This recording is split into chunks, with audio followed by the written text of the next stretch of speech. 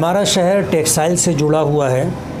Power loom मज़दूर बोलो या पावर लूम से रिलेटेड जितने भी शोबे हैं, चाहे फिर वो जो है तराशन भरना हो या फिर साइजिंग में जो वार्पर होते हैं और इसी तरह जो साइज़र होते हैं, ये सब लोग जो काम करते हैं ये उस ज़ुमरे में आते हैं जो ज़ुमरा मज़दूरों का संगठित नहीं है। गैर मुनज़्ज़म काम करने वाला ये मज़दूर तबका है। और देश की आज़ादी के बाद से महाराष्ट्र के अंदर दो तरह के कामगार रहे, एक तो जिनकी यूनियन रही और जिनकी यूनियन नहीं रही।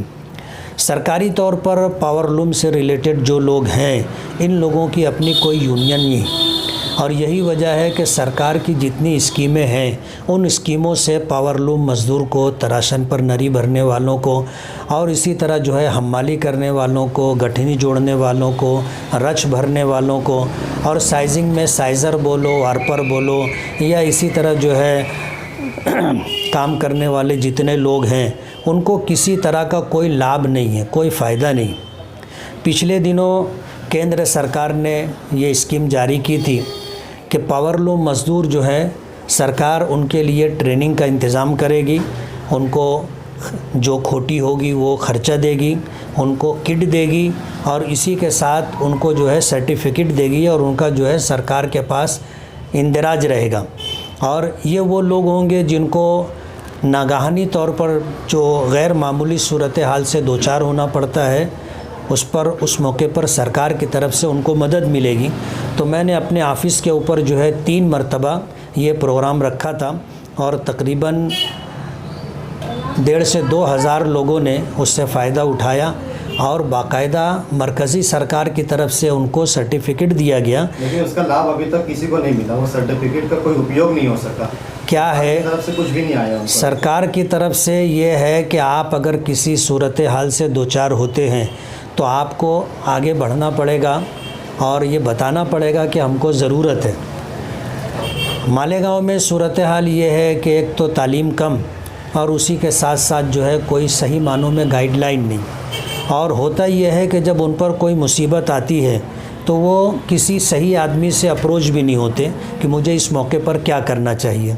आपने देखा होगा मालेगांव में अगर इस तरह के हालात आते हैं, की तरफ से या लीडरान की तरफ से भी कोई उनकी रहनुमाई नहीं हो पाती है, उनको कोई गाइडलाइन नहीं दी जाती है। नहीं, हमने तो बाकायदा उनकी ट्रेनिंग करवाई।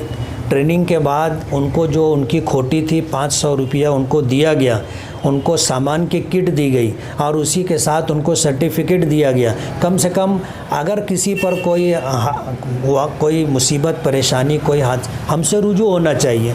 जो पुराना कानून है वो ये कि आपके कारखाने साइजिंग में काम करने वाला अगर कोई शख्स ज़ख्मी हो जाता है, माजूर हो जाता है और अगर जो है हादसाती तौर पर उसकी मौत हो जाती है तो उसकी तमाम तर ज़िम्मेदारी साइजिंग ओनर पर और कारखाने मालिक पर आ जाती है और वही लोग करवाते हैं। अभी तक सरकार की तरफ से इनके लिए कोई स्कीम बनी नहीं है। सर्टिफिकेट इशू हो चुका, लेकिन आज तक पावर लूम मज़दूरों के लिए या पावर लूम से रिलेटेड जो लोग हैं उनके लिए सरकार ने कोई स्कीम नहीं बनाई है।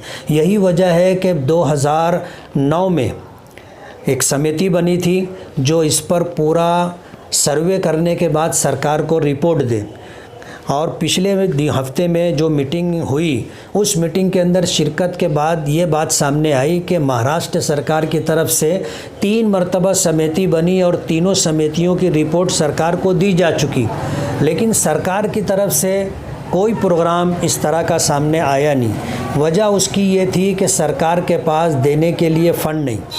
अभी मीटिंग में जब ये बात आई तो हमने पूछा कि जब 3 मरतबा समिति बनी और रिपोर्ट आई तो सरकार ने अभी तक जो है इन टेक्सटाइल से रिलेटेड मज़दूरों के लिए कोई काम क्यों नहीं किया, यूनियन इनके लिए कोई योजना क्यों नहीं बनाई गई।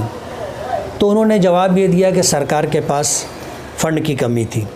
तो ये हुआ कि अब अगर ये आप असंगठित कामगार को आप जो है उनकी कल्याणकारी के लिए आप संगठित कर रहे हो तो फिर इनके लिए पैसा फ़ंड कहाँ से आएगा। तो उस मीटिंग के अंदर बाहमी मशवरे के बाद ये तय हुआ कि सरकार कोई फ़ंड नहीं देगी। जितने कारखानेदार हैं, यार्न के ख़रीदार हैं, उन लोगों से पर किलो 1 रुपया लिया जाएगा, पर किलो 1 रुपया लिया जाएगा। और पूरे महाराष्ट्र में जितने भी टेक्सटाइल सिटी हैं, जैसे मालेगांव है, धुलिया है, भिवंडी है, इचलकरंजी है और शोलापुर है, ईटा है, ये ऐसे 7-8 जो है जो पावरलूम से रिलेटेड सिटी हैं, टेक्सटाइल सिटी जिनको बोला जाएगा, इनमें यार्न की डेली खपत 20 लाख केजी की है। यानी सरकार को डेली 20 लाख रुपया वसूल होगा और साल भर के अंदर करीब 1000 करोड़ रुपए के करीब सरकार के ख़जाने में आएगा। और वही पैसा जो है फिर पावरलूम मज़दूरों के पेंशन के लिए, उनके बच्चों की तालीम के लिए, बीमार होते हैं तो उनके इलाज व मुआवजे के लिए, और अगर हादसाती मौत होती है तो उसके लिए जो बीमा स्कीम वगैरह होगी वो सारी चीज़ें यहाँ पर लागू करेंगे। शहर में इस तरीके की बात गश्त कर रही है कि आप इस शहर से प्रतिनिधि के बतौर हैसियत और दाखिल हुए, लेकिन आपने मजदूरों के हक़ में वहाँ पर कोई भी बात तो पेश नहीं किया, क्या वजह थी इसकी? नहीं, वहाँ पर मैंने क्या कहा है, आप अगर प्रोसीडिंग लोगे, मिनट्स की कॉपी आप लोगे तो वहाँ उसमें आपको मिल जाएगा। मीटिंग के अंदर जा कर के खामोश बैठे रहने का कोई माना नहीं है। मैंने मज़दूरों के हित में, मज़दूरों के लिए पेंशन हो, मज़दूरों के बच्चों के लिए तालीम हो, उनके इलाज व मुआवजे हो, और इसी के साथ साथ जो है हादसाती तौर पर बीमारी से रिलेटेड जितनी चीज़ें हैं, ये बातें रख करके मैंने इस प्रोग्राम की 100% तायद की है। ये गलत बात अफवाह के तौर पर शहर में चलाई जाती है और हमेशा अपने शहर का यही तरीक़ाकार रहा है। मालेगांव से 2 पावरलूम तंजीमों के नुमाइंदे भी वहाँ मौजूद थे, एक तो यूसुफ इलियास साहब थे और इसी तरह जो है शब्बीर डेगवाला। ये इस बात के गवाह हैं कि उस मीटिंग के अंदर मैंने क्या बात कही थी।